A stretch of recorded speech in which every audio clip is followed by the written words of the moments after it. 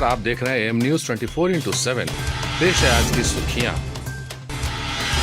घटक दलों को बीजेपी की चेतावनी, कोई भ्रम में नहीं रहे, नीतीश ही बनेंगे सीएम। एनडीए में सीट बंटवारे पर चल रहे खींचतान के बीच बिहार भाजपा प्रभारी भूपेंद्र यादव ने बड़ा बयान दिया है।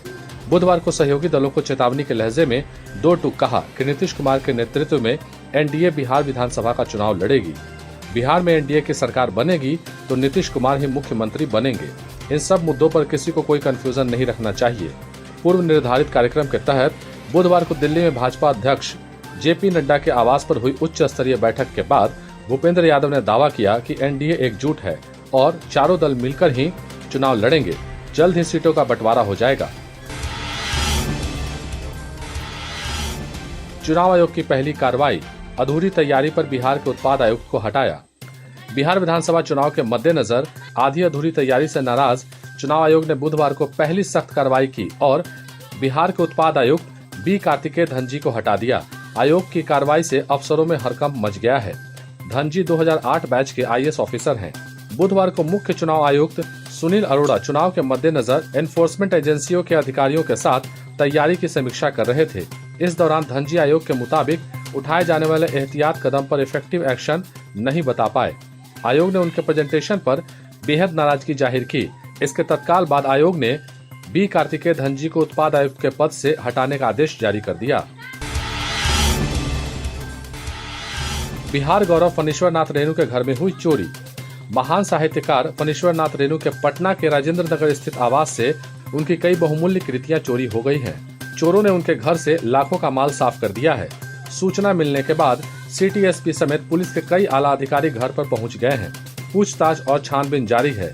चोरी की गई किताबों में मैला आंचल, ठुमरी और पढ़ती परिकथा का पहला संस्करण शामिल है। इन किताबों पर फणीश्वर नाथ रेणु के हस्ताक्षर भी थे। इसके अलावा बहुचर्चित उपन्यास कागज की नाव की मूल प्रति भी चोर उड़ा ले गए। यह किताब रेणु के हाथ से लिखी हुई थी। फिर भी कोई बात नहीं, बढ़ता बिहार है, चोरों का बहार है। अब यहाँ साहित्यकार भी लाचार है। अंतर्राष्ट्रीय उड़ान को छोड़ खुलेगा पूरा देश, केंद्र ने जारी की गाइडलाइन। अंतर्राष्ट्रीय उड़ानों और कंटेनमेंट जोन को छोड़कर पूरे देश में सारी गतिविधियां अगले 15 दिनों में खुल जाएंगी।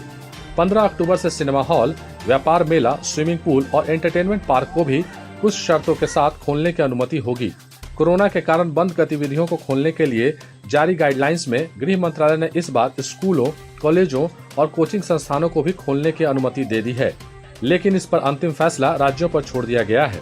इसी तरह व्यापार मेलों की भी 15 अक्टूबर से ही अनुमति होगी, लेकिन इसमें आम लोगों के आने पर मनाही होगी। सामाजिक, धार्मिक, मनोरंजन, राजनीतिक, सांस्कृतिक व अन्य समारोहों के लिए पहले से और ज्यादा ढील दे दी गई है। अब इसकी संख्या बढ़ाकर 200 कर दी गई है।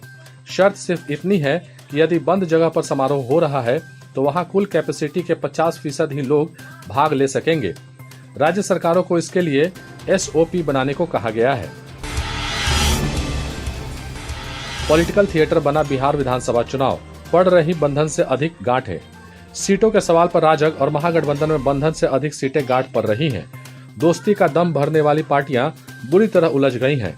हम और रालोसपा ने महागठबंधन से नाता तोड़ा, नया रिश्ता जोड़ा, तो भाकपा माले ने भी एक तरफा 30 सीटों का ऐलान कर संकेत दे दिया कि अब वह एकला चलो की राह ही पकड़ेगी।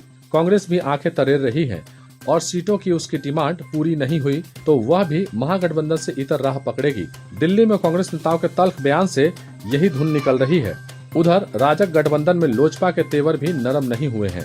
पार्टी ने हालांकि खुलेआम भाजपा जदयू से अलग होने की विधिवत घोषणा अभी नहीं की है, लेकिन दिल्ली में पार्टी के राष्ट्रीय अध्यक्ष चिराग पासवान के बयान का आशय साफ है।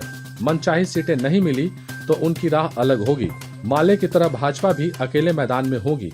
कभी राजग बनाम महागठबंधन के बीच सीधे मुकाबले का चुनावी तस्वीर पहले चरण के नामांकन के एक दिन पहले पूरी तरह पलट गई है। ताजा घटनाक्रम चुनाव को बहुकोणीय बनाते दिख रहे हैं।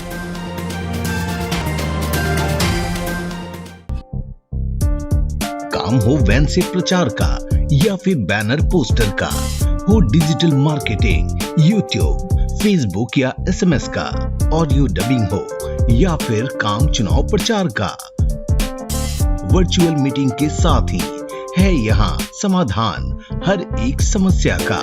और हाँ, चुनाव प्रचार के लिए स्पेशल पैकेज भी है, तो फिर जल्दी ही संपर्क करें 8651504128 या 9065986645।